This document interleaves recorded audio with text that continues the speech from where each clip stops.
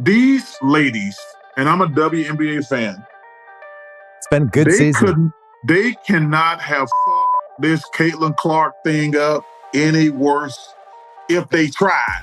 Following the WNBA's championship game, Charles Barkley gave Angel Reese and others a harsh reality check.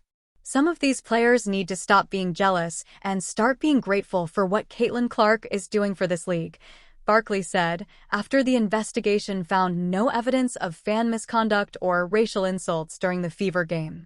Let's dissect this disaster and Barkley's venomous response. You may be asking why he is defending her so vehemently and why players are bashing Caitlin Clark when she is elevating the entire league. If you got people in a room, if you got a bunch of dudes in a room and says, let's fuck up the WNBA, we couldn't have came up a master plan what these women have done. When word leaked out that the WNBA was looking into claims of racial discrimination and fan misconduct at the Indiana Fever's season opener, Charles Barkley didn't hold back. This doesn't help the league at all, in my opinion. He began by seeming frustrated. Barkley immediately cast doubt on the allegations, claiming they were a diversion from what ought to have been a momentous day for the WNBA. A huge victory for the Fever with a triple-double by Caitlin Clark. So it's just petty jealousy, and it's really unfortunate because, and the thing that's really bad right now, we're not even talking about basketball. That's the problem that I have with the whole thing. Barkley made it apparent where he stood, seeing these charges as little more than pointless clamor that hindered the league's expansion. Shortly after the Fever shattered the Chicago Sky 93-58, an investigation was made to look into claims that Angel Reese had been the target of discriminatory remarks made by Indiana fans. Although it seemed like a major problem on paper, Barkley wasn't convinced. Where's the evidence that the season is off to an incredible start, and this is what we're concentrating on? But we're not, what's bad, instead of talking about all the good things happening for the WNBA, we're talking about negativity. And all publicity, that used to be that old saying, all publicity is good publicity. No, it's not. Not when you're a niche sport trying to get the consumers to buy into your product. Barkley's doubts made one thing very evident. He thought that bitterness rather than reality may have been the driving force behind the entire incident. His first criticism wasn't limited to the investigation.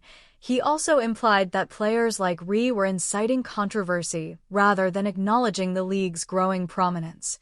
Barkley's defense of Caitlin Clark, who has emerged as one of the WNBA's most talked-about players, was the catalyst for his vehement response. Petty jealousy, and it's really unfortunate because what she's done for the game, listen, I believe in Ricky Hazen, but some of the criticism has gotten overboard. He emphasized the numbers throughout the segment. Clark's ascent contributed to a 400% increase in draft viewing and a 93% increase in ticket sales. According to Barkley, those kinds of figures are similar to Steph Curry in the NBA, making a potent analogy. He described how, rather of taking center stage in a way that detracted from other players, superstars like Curry elevated the NBA as a whole during their particular eras. Instead than making others envious, Steph made them wealthy. Barkley lost his temper. The girls got to grow up and you know what? I can go at her hard on the basketball court, but the visibility and stuff she's bringing to the league is going to fill all our wallets up in the long run. He used it to convey that Clark's arrival was a sea change for the WNBA. If managed properly, this is a fantastic opportunity. However, this is when things became heated. Barkley pointed out the jealousy that was causing some of the anger against her in addition to defending Clark's influence. This is a case of petty jealousy, he added in a harsh, even derisive tone. They ought to be saying, thank you, Caitlin Clark, for showing up and getting the world to care about us, rather than viewing her as a threat.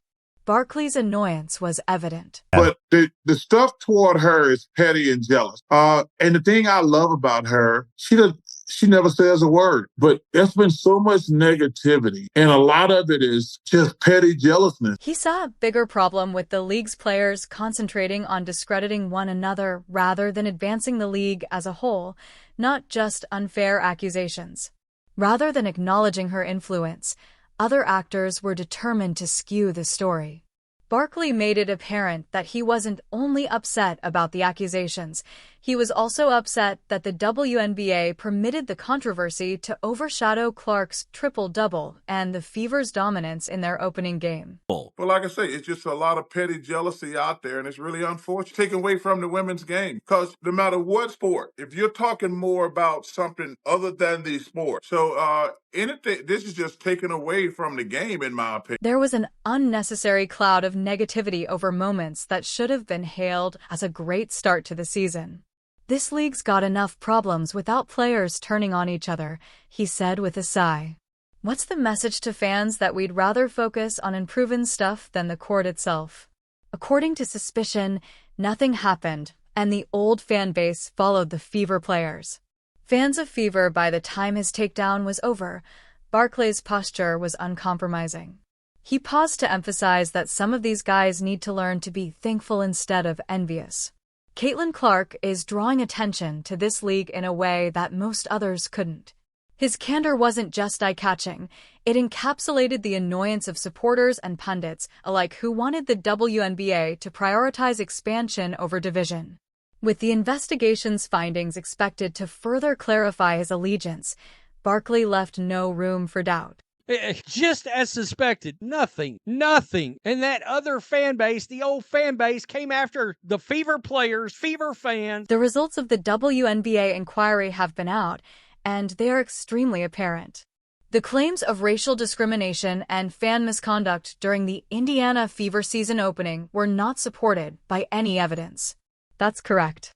The league determined that the accusations against the Fever fans were unfounded after speaking with fans, arena employees, and even watching game footage. Many people found this to be both a relief and a vindication, particularly those who felt falsely accused. So it's really unfortunate, and it just and I like the way she's handling. She hasn't said anything because you got so many fools out here who got unfortunately, negative opinions on television, on radio, and things like that. So I'm glad she's staying above the fray. Now, there was a lot of controversy surrounding the probe when it was originally disclosed. According to the accusations, Indiana supporters were acting racist toward Angel Reese and you old fans, you ones accusing us of racism and all that, y'all just took an L, and a big one. However, the league is also taking a big L because there's no apologies to any fans whatsoever on this totally BS statement released by the WNBA. The critique also addressed the more general problem. When incidents like this divert attention from the true story and instead leave fans squabbling about unfounded allegations in a firestorm that never should have happened. Rather than focusing on Clark's incredible performance or Indiana's overwhelming 93-58 victory, how can the WNBA hope to build its brand? Yeah, you found nothing. That's great. That's accurate. Guess who told you you would find nothing? The entire Indiana Fever fan base said you weren't going to find anything. The league made a mistake by allowing resentment or jealousy to fester when they should have been working together to capitalize on the excitement Clark brought to the sport. However, this is where things went wrong.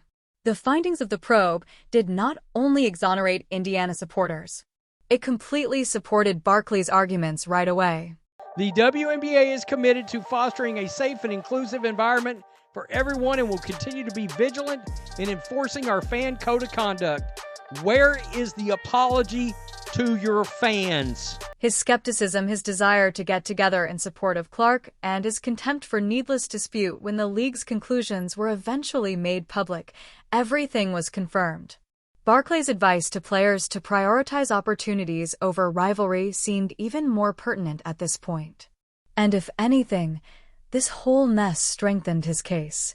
When the league is finally getting heated, stop ripping each other down. But this league that has never turned a profit decided to accuse their own fans of racism. Indiana Fever, as an organization, you're culpable here too. I mean, you are. Given that Caitlin Clark is contributing more to the WNBA than anyone else, why is she being attacked?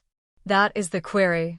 Charles Barkley has been almost yelling for weeks, and the statistics they've provided fully support him. Regular season viewing has increased by 180%, draft ratings have increased by 400%, and ticket sales have increased by 93%. It's a wave the league has never experienced before, not just growth.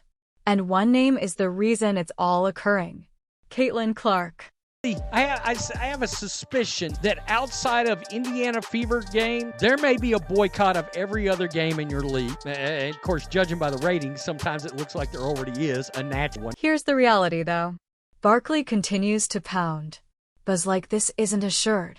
The WNBA has been dealing with grievances of poor attendance, little media attention, and sluggish ticket sales for years.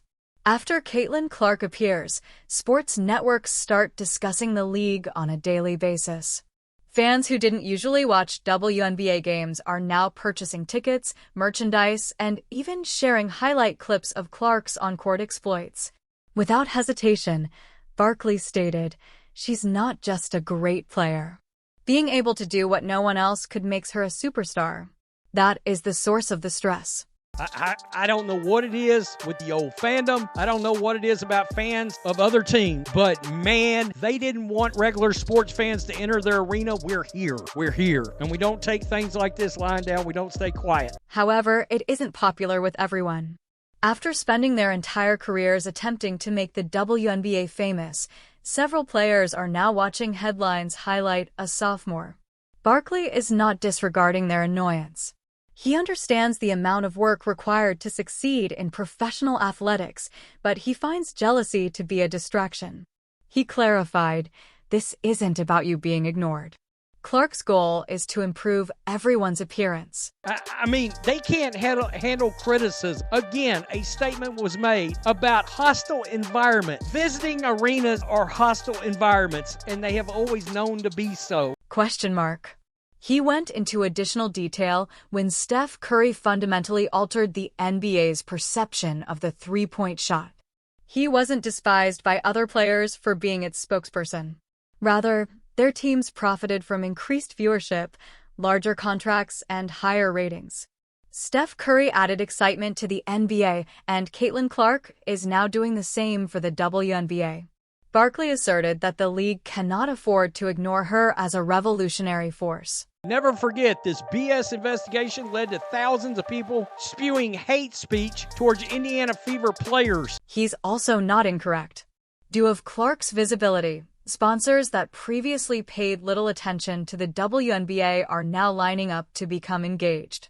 She is being featured prominently by media outlets that hardly reported on women's basketball. Even casual basketball fans who don't follow the sport closely are becoming familiar with her name. I mean, let's keep it real. As my shirts all came in and my cap and all that, me bought a league pass. We're funding this whole thing now. We're funding it. As Barkley said, there are multiple players who gain from this, making it the kind of moment that leagues hope for. You know, a lot of people say that Caitlin Clark moves the needle. That is wrong.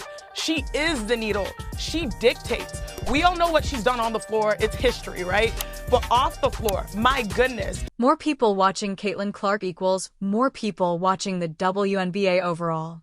According to him, that presents a chance to increase pay, expand TV contracts, and maybe change the long-term perception of women's sports. She and the Indiana Fever accounted for 45% of all the broadcast value of the WNBA last season. She accounted also for helping drive the numbers of merchandising up 500%. Of course, her jersey was #1. However, Barkley didn't end there. He notably attracted attention to the hatred that was circulating within the league.